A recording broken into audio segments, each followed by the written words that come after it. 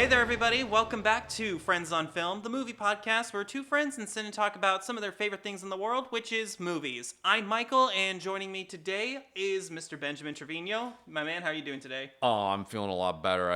Like I told you earlier, I was working in the Lion's Den and meat market at the grocery store today, and now I get to talk about, like you said, my favorite thing in the world, movies. Right. I was at work earlier today. We work at the same place, by the way. Right, and we had different shifts today. Yes. And we work in different positions entirely. Of course. But you and I both got to deal with, because right now there is a freeze warning going on in Texas, and so people are buying stuff to be safe. And of course, being in Texas, that can mean a number of things. Oh, yeah.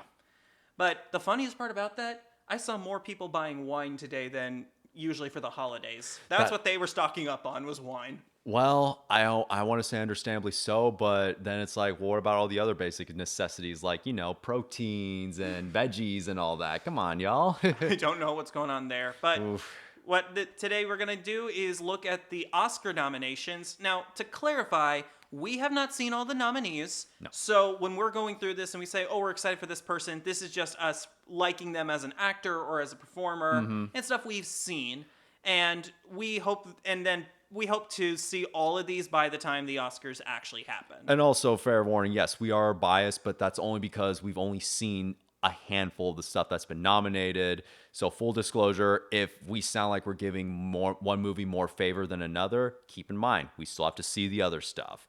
Now, let's also get this out of the way. At least none of the movies on here is Emilia Perez. That is a very true statement. Now, my overall kind of just big giant thoughts. First of all, Sinners being the most nominated film of all time at 16 nominations. So I'm almost not surprised, but at the same time, I am surprised that it even got like that. It's the most nominated at the same time. Right. Yeah. What I love, and I was telling you this earlier, it's an original horror film. Yes. It was a summer blockbuster, and it was a big crowd pleaser with audiences and critics and a big box office hit. And it wasn't even like an IP or based off of any like adapted piece of material. It was an original idea. You could argue maybe Ryan Coogler saw From Dusk Till Dawn one evening and decided to make something off of that, but what's wrong with that? Right. Like, really? I just love that he made a really cool film that deals with some issues here and there that are really important to talk about. But more than anything, he was like, can I make a really cool vampire movie set in this really specific time period? That's got some soul added to its essence. It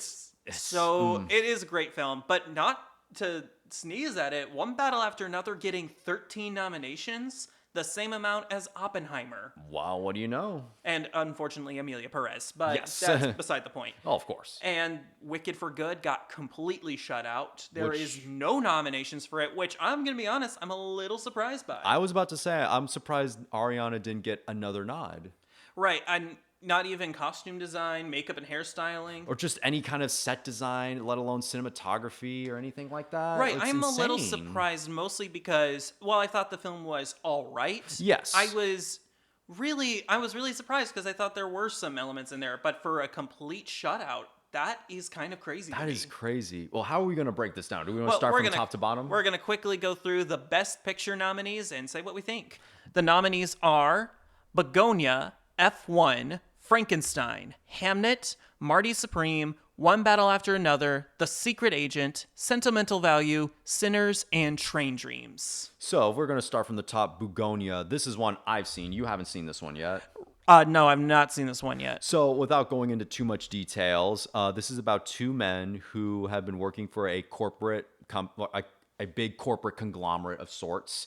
And they are under the belief that the person who is behind that big conglomerate is actually an alien. It sounds like a Yorgos Lanthimos movie, but Because it is. He is now 3 for 3 because Poor Things. And then Was it The Favorite? yeah, The Yes. Favorite, Poor Things, and now this. He is 3 for 3 in the movies that have been nominated for Best Picture. With Emma Stone being actually all of those. Emma Stone was in all 3 of those. Right, and nominated for all 3 and winning for Poor Things as well. Yeah, which is her best performance I've seen by a landslide. Right, and now she has 7 nominations as well. Well, technically this is 8 because she produced the movie. There we go. Well, actually 9 because she produced Poor Things. That's true. Now that begs the question. I'm not trying to put her on the same caliber as that person, but is she slowly turning into the next Meryl Streep? I mean, if it's, I feel like it is. Emma Stone is being nominated for almost any movie she does. Like, that is really crazy. Well, let me just say with Bugonia, not only is it just great casting all around, casting and performances, but just with its ideas and with its set pieces and like what it wants to tell with not just corporate conglomerates, but with the idea of even like crazy conspiracy people. Because that's what, without going again into too much details, the two men who kidnap her are conspiracy nuts who have done a lot of crazy things, of which I will not say. But because, like I said, they believe this person is an alien. That tells you what exactly is inside these people's mindsets. Right. And real quick, jumping down to F1. First of all, there you go. You've Jerry, seen that one. I've not seen this one, sadly. Oh, you haven't? Oh. But Jerry Bruckheimer is, with Top Gun Maverick, started saying, hey, I can take some really cool movies and turn them into some of the best cinema you've ever seen. I'm very excited for F1, and good for Apple TV. They're continuing. Oh, yeah. I don't think too many people were surprised that Frankenstein got I nominated. mean, I wasn't, and I'm glad it did.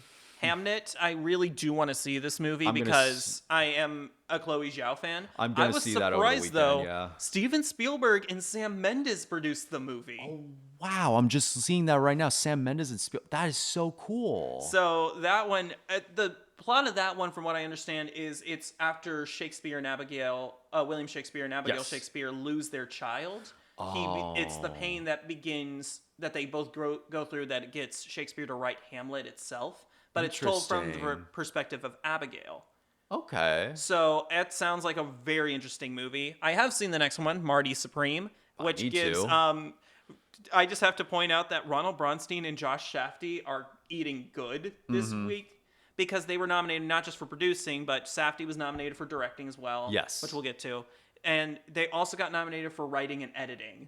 Wow. So multitaskers, yeah. They completely won, and Chalamet got technically 2 nods this time around. Because he's a producer on this movie, too. And of course, One Battle After Another. Secret Agent I've not seen yet, but I know it's a Brazilian film, and apparently Wagner Moura, who plays the lead, is the one that people are like, he could win over Chalamet. It could work, yeah, but we need... Chalamet has not won yet. No, he is not. Okay. But I have to still see The Secret Agent, but I'm really happy that 2 foreign films got on here. The next one, of course, being Sentimental Value. Sentimental Value, I've heard good things about, and I do want to see it not mainly, but I do want to see it for Ellie Fanning alone, because, well, I saw a little movie called Predator Badlands, which showed how awesome she is in action, so I need to see how awesome she is here. And, of course, Sinners, we talked probably... I know it was great lengths, yeah. Yeah, it was your best movie of the year last year. Mine was really One Battle. Was, yeah. But... it really seems like people agreed with us. Yeah. And then, of course, Train Dreams, a Netflix film. That's one I don't know about. I haven't heard too much. I do know it stars Joel Edgerton, and just some of the screen caps I've seen, so it looks gorgeous. Okay. So I'm very curious. We're going to get into Best Director now, which is Chloe Zhao for Hamnet. Yep. Josh Safdie for Marty Supreme. Paul Thomas Anderson, One Battle After Another. Joachim Trier for Sentimental Value, and Ryan Coogler for Sinners. Look, I could easily see Ryan Coogler just taking the Oscar. Now, that being said, if Paul Thomas Anderson or Chloe Zhao takes it, it's like, I mean, yeah, I get it. Right. I am a little surprised that Del Toro did not get this. I'm surprised too. Maybe... Look, I don't know exactly what's in the mindset of the Academy, but for all I know, maybe they're thinking, he's got plenty of award nominations. Well, and it really comes down to what, at the end of the day, every film here that was directed was in the Best Picture category was very well directed. Oh, of course. For how you talk about Begonia, Yorgos Lanthimos not nominated. Yeah, it's kind of crazy. That's insane. That tells you that really they had to think long and hard about who was nominated. And they just had to narrow it down. And that's tough, but... this is a really great lineup of directors. It really is. And the fact that Paul Thomas Anderson and Ryan Coogler are in the same year going against one another, that is a great sign. They're such honest and amazing directors. The Best Actor nominees are Timothée Chalamet in Marty Supreme, Leonardo DiCaprio in One Battle After Another, Ethan Hawke in Blue Moon, Michael B. Jordan in Sinners, and Wagner Moura for The Secret Agent. So I could easily see it going actually to Leo once again, if not Ethan Hawke, if I'm being honest. Because Yeah, it's kind of crazy. So Ethan Hawke is the only one who's not in a Best Picture nominee. yeah, Everyone else is. Yeah, and let alone director too, because what Blue Moon was directed, I believe, by Richard Linklater. I think so. I could have sworn I read that earlier. I feel bad for missing another one of his movies because he's I'm such just a great happy director. for Michael B. Jordan finally to say he's an Academy Award nominated actor. I know, yeah. I'm surprised it didn't come a lot earlier, but it's better late than never. Right. And Timothée Chalamet, I mean, come on, that guy has been getting I think nothing but yeah. I really enjoyed Marty Supreme, and if he wins, I would not be surprised because this movie made me go, okay, no, he is a fantastic actor. Oh, yeah. Like, I used to think, yeah, he's the fun actor. He can do some cool stuff here and there. He's like the slow-growing Ryan Gosling in some Right. capacity. Once he did Wonka, I was like, okay, this guy's willing to not take himself seriously. Exactly, much like Ryan Gosling with me, because I used to think Ryan Gosling was just a stone face who just looked cute and then got away with it because he was in those type of movies. And then I saw other movies like La La Land and then Barbie, and then it was like, oh, he can do other things. Right, than he be is serious. multi-talented, and I really think Timothée Chalamet really shows this. Mm-hmm. But I've been hearing a lot about The Secret Agent. Wagner Moura did win the Golden Globe for Best Actor in a Drama, so it's really interesting to see how this is going to go. We got some news, and didn't one bio after another sweep home the picture and director for the Golden Globes? They did, yes. Okay, so it's not out of the ordinary or out of the realm of possibility to think it might sweep the awards, but again, we have to wait and see. We have to wait and see. Best Actress in a Leading Role went to the nominees are Jessie Buckley in Hamnet. Okay. In Hamnet. Rose Byrne, If I Had Legs, I'd Kick You. Kate Hudson in Song Sung Blue. Renat Rensiv in Sentimental Value, and Emma Stone in Begonia. Look, I've already said what I said about Emma Stone, so I won't waste any time. But Jess Buckley, let alone Rose Byrne, oof, that's tough. It's a powerhouse of just incredible actors. Kate Hudson, I'm glad that she got in there. Like, Song Sung Blue was the Neil Diamond movie where Hugh Jackman played Neil Diamond. Okay. And a lot of people watched and thought, that's going to be okay. But Kate Hudson, it was late in award season too. Mm-hmm. She got a actor award nomination at SAG. Yeah. And she got an Oscar nod. Like, she was the latecomer, but she came in. She came in. She delivered. You can't say there's anything lost there. Our next ones are Best Actor in a Supporting Role, which is Benicio del Toro in One Battle After Another, Jacob Elordi in Frankenstein, Delroy Lindo in Sinners, Sean Penn in One Battle After Another, and Stellan Skarsgård in Sentimental Value. Look, here's Fun fact. Yeah. This is Stellan Skarsgård's first Oscar nod. That is beyond insane to me. How is this his first? Okay. So, if he wins, I will understand. But my money, and even though I don't know, okay, look, it's hard to say who could win, but my money is very much still on Jacob Elordi. Elordi's been good. Skarsgård, everywhere he's been nominated, he's been winning. Oh, yeah. So I have to check out Sentimental Value to see how good he might be. But I still need to see One Battle After Another to see the powerhouse that is Benicio del Toro. And Sean Penn, you and I talked the other day about what we think of Sean Penn. Right. As an actor, I think he is very talented. He's and fine, he is yeah. good in this movie. Yes. I was really happy that Delroy Lindo, because he didn't get an actor nod. Yes. And he hasn't been really nominated anywhere. But when you watch Sinners, his performance holds you. It is very much because he's almost essentially the heart of the movie because it's not told from his perspective. But once we get without getting into too much spoilers, once we're at let's call it the speakeasy of the movie, and then he starts performing, the movie is his movie. Right. And I saw some people say they were surprised Michael Caton didn't get a Best Supporting Actor nod, and I'm happy he didn't. Not because I don't think his performance is great, but it's because he's clearly the lead. Yeah. And he shouldn't be up for a supporting role. He is nominated for supporting role at the Actor Awards, but I felt that was like, no, he's the lead. It starts with him. It ends with him. Yeah. Everything is centered around his journey. And I would even argue he probably has more screen time than Michael B. Jordan as twins. I mean, yeah. I don't see why he should be in supporting actor. He was clearly the lead, and if he was nominated, I would not have been surprised. But I am happy that this is a true supporting category. Yeah. Now we got actress in a supporting role with Ellie Fanning, who I've got a lot of praise and hope for. Then we got He's like Igna Ibstadar Lialis for Liar. sentimental value. Both of them for sentimental and value. Amy Madigan for And weapons. weapons. I need to see that one still. And then Wumi Masako and Sinners, who was just So good. just the icing. And Teyana Taylor in One Battle After Another. My goodness, I love her in this movie. Yeah.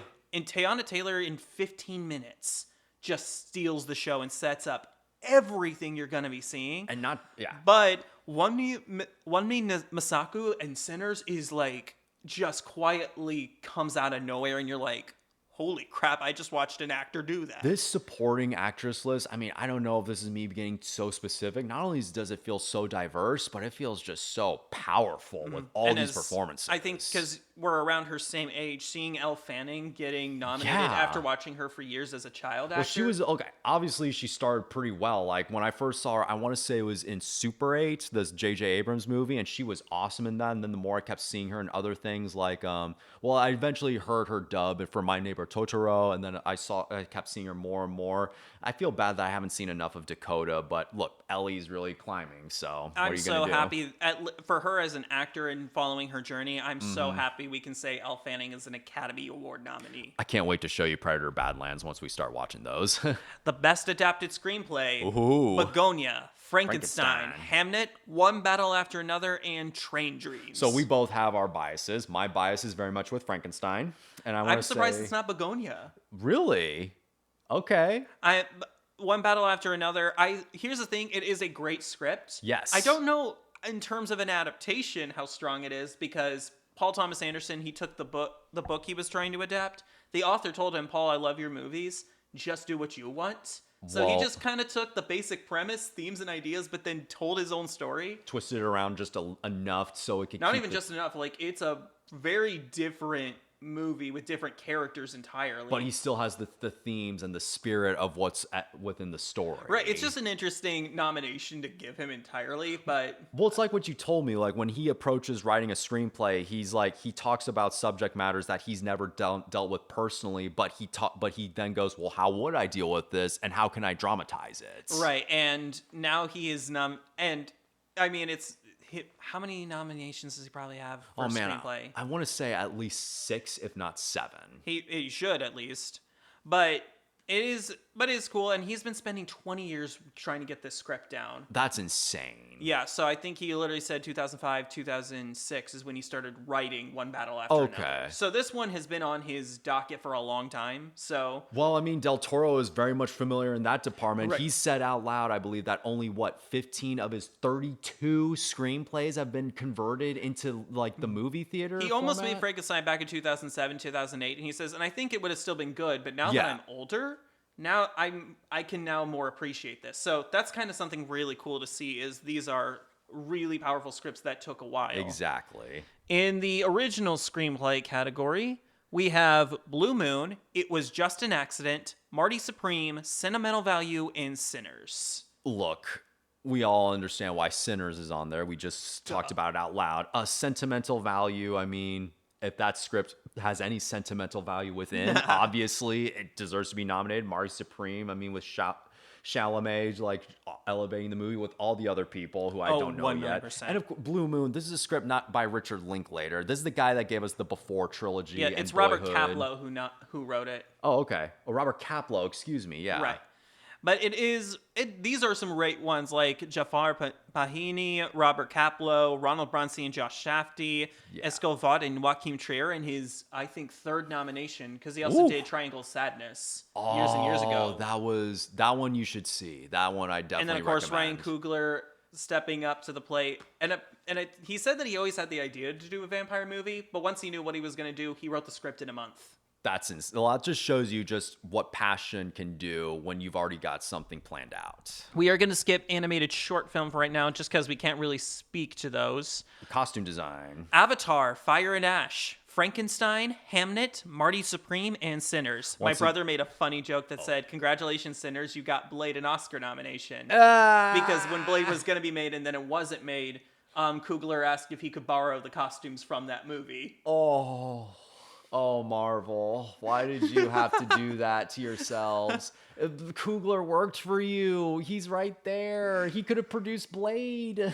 And so either way, I am kind of surprised Avatar Fire and Ash with them being digital costumes are I was nominated. about to ask that. Aren't But those, I will say yeah. they do hand make every single piece so that it can be 3D modeled as accurately as possible. I guess that would make sense. so. yeah. It's not like that they Like just a digitally reference of sorts, yeah. Oh, and the reference is absolutely gorgeous. But- It's a really surprising because I really felt that Wicked would at least be nominated here, especially. I was about to 'cause say, Paul 'cause- Tazewell was nominated and won last time. Exactly. So if Wicked's not here, and like again, my bias. Okay, I haven't seen Avatar Fire. Have you seen the Avatar? Not Fire? yet. I'm trying to. Me too. So we gotta either you and I gotta find a time, or yeah. Anyway, my bias is once again with Frankenstein. However, with Hamnet, I could understand it sneaking its way in there. Well, because yeah, just period from- pieces. Yeah, just seeing the period piece, it's gorgeous. Yeah, and Sinners, if it wins, it wins. And then the nominees, the first time ever, achievement in casting. I'm interested in how this is gonna play out. Hamnet, Marty Supreme, One Battle After Another, The Secret Agent, and Sinners. So if I had to really just give my own personal, not bias, but just my own personal assessment based on what I've seen, what little I've seen, I want to say it's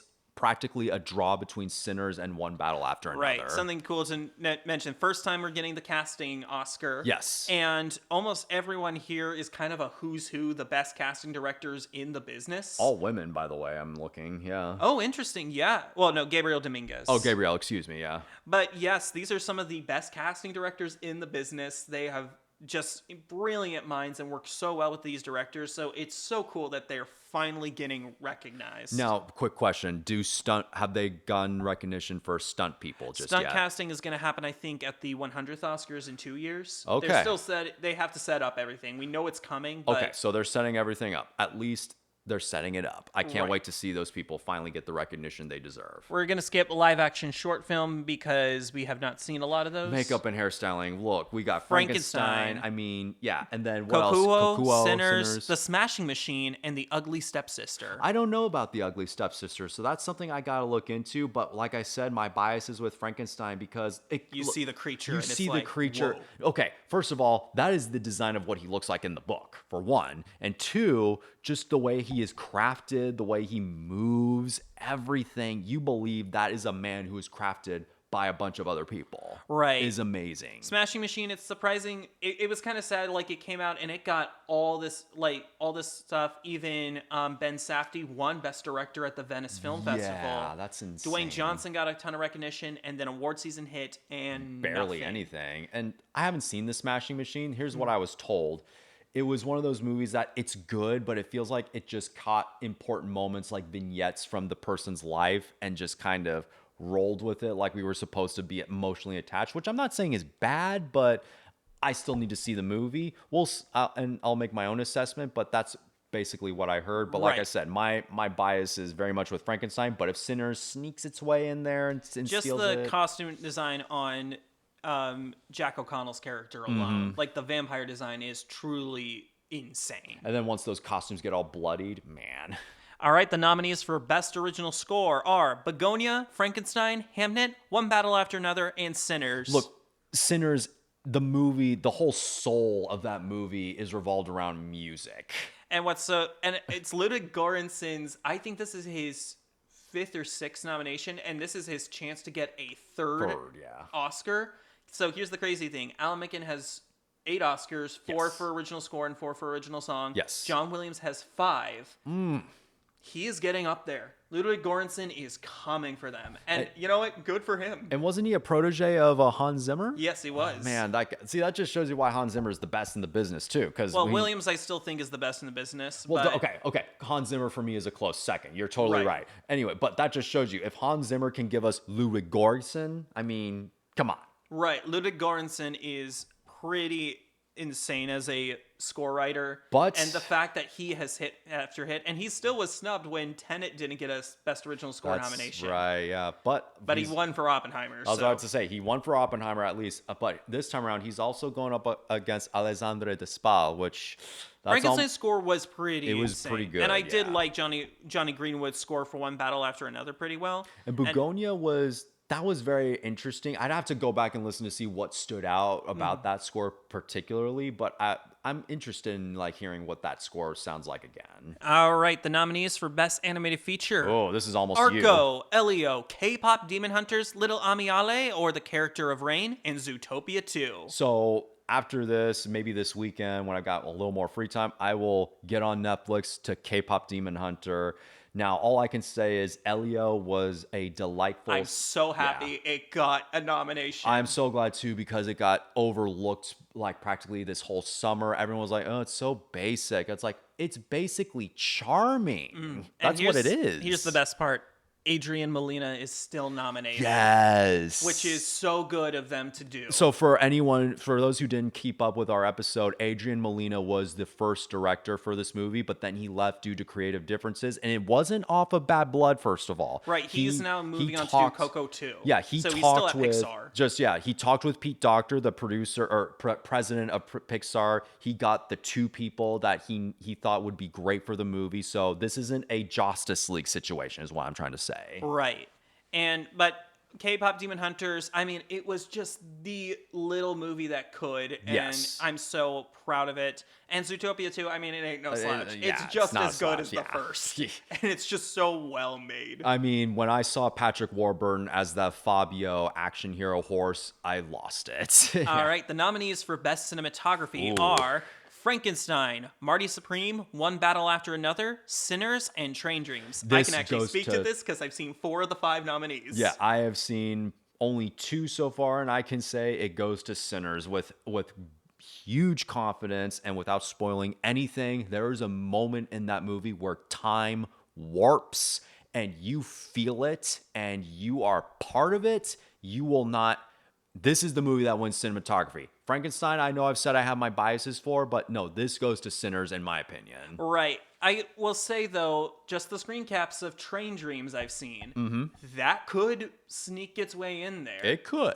So I will say I kind of with you. I think Sinners is almost a lock, but we never know. The If Academy anything sneaks is in, strange. It'll be interesting. Like a couple years ago, we said The Wild Robot was a lock for Best Animated Feature, and it lost to Flow, which Yes. Flow was a pretty incredible movie, so I can't even be too mad about it. Yeah, of course. But we always say, yeah, that's a lock. Oh, it was not a lock. Hmm. We're going to skip the documentary feature film because we don't have much to say along with documentary short subject. All right. Editing. Best editing. F1, Marty Supreme, One Battle After Another, Sentimental Value, in Sinners. I can understand why F1 is on here because there's a lot going on with the whole concept of what's happening in that what's happening in that movie, mainly racing. So when you're in a racing movie, you have to have damn good editing. My one that I love as the guy who edits most of the time on the podcast, and that's just something I love doing. I love editing. Of course, yeah. I really think it's Marty Supreme should Really? win this. I think it should win. I'm not Of saying course. it will win,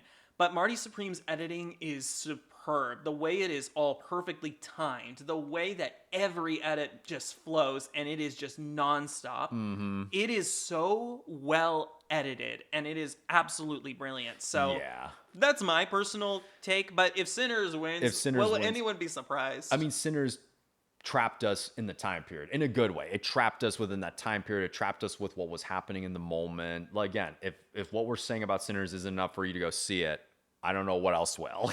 Right.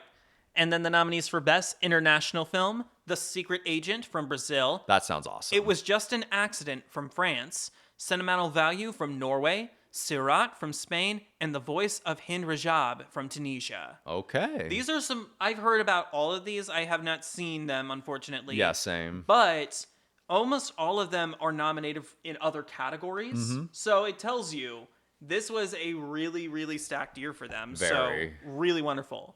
The nominees for Best Original Song: Oh, boy. Dear Me from Diane Warren, Relentless; Golden from K-pop Demon Hunters; I Lied to You from Sinners; Sweet Dreams of Joy from Viva Verdi; and Train Dreams from Train Dreams. Well- So Golden is up for Song of the Year at the Grammys. Yes. It has been the song of the summer. Uh-huh. But I will be the first to say I Lied to You could sneak its way in there if Exactly. it's that liked. It's one of But those where it's like these two are practically neck and neck with one another, and it's hard to like decide who would win. But sorry you're to, not to surprised. Diane Warren. Yeah. I think this is her 21st, 22nd original song Oh. nomination and has not won. So she should have won the year for Amelia Perez when there was no when she was clearly the best option. Yes. Like that should have been the year they gave her the pity Oscar. Production design nominees are Frankenstein, Hamnet, Marty Supreme, One Battle After Another, and Sinners. I guess my two ties at the moment are very much Frankenstein and Sinners. I'm sure Hamnet is very strong in that department, but Marty Supreme created a whole different time period through multiple countries, which was Yes. crazy. And One Battle After Another, I mean, taking a war-torn America Yeah. from Civil War is pretty impressive. Exactly. Like, this is a very, very good list. it's all very good. And I could, honestly, though, I'm kind of biased because Del Toro always has gorgeous production design. I'm personally Yes. wanting this to go to Frankenstein. Yes, I personally wanted to go to Frankenstein too. All right, nominees for Best Sound. F1, Frankenstein, One Battle After Another, Sinners, and Surat. I think mainly because this is the kind of movie that deserves it. It very much goes to not Sinners, excuse me, F1. But if Racing movies. Like, It's a racing racing movies win almost all the time with sound design. when you hear the car, I mean, I don't even know. You don't have to be a car enthusiast or anything. Like my dad collects cars, and I've been around like his like cool cars almost like the past several years of my life. Every time I hear those engines go vroom and everything, you feel that adrenaline. If that's what that adrenaline gives you from that movie, great. But Frankenstein, you've got the monsters roar and everything, and it's the just, sounds of the Arctic are Yes. just gorgeous. Victor! One Battle After Another, they just do such a good job building up the atmosphere through the sound design. And Sinners, I mean, that's music along with a bunch of chaos involving, well, vampires. I really think about one of the scenes is like basically this giant circle while they're all singing this Irish folk song. Yes. The sound design of that scene was genuinely like, oh, things just got worse.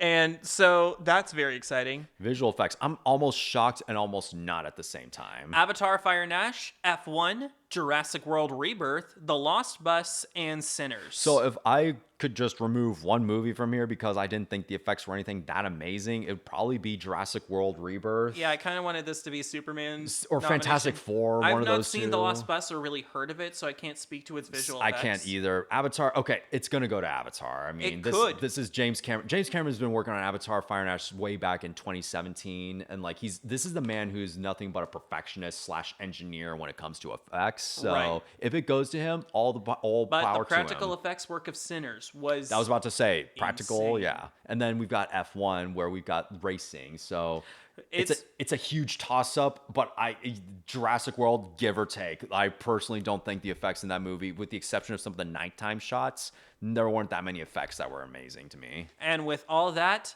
is our nominees. How are you feeling about the nominees this year? This is a strong list of nominations. If Frankenstein doesn't win anything, here's the thing. Del Toro's already got several awards. Now, if Sinners wins everything, I wouldn't be surprised. I can't wait to see / hear where everything goes. Right. It really seems like with how it's been nominated, it's gonna be it really is going to be One Battle versus Lovingly versus Sinners. Exactly. Because they are both neck and neck. And we're practically like neck and neck in how we feel about those movies. In a good way, by the way. Oh, 1,000,000%. Yeah.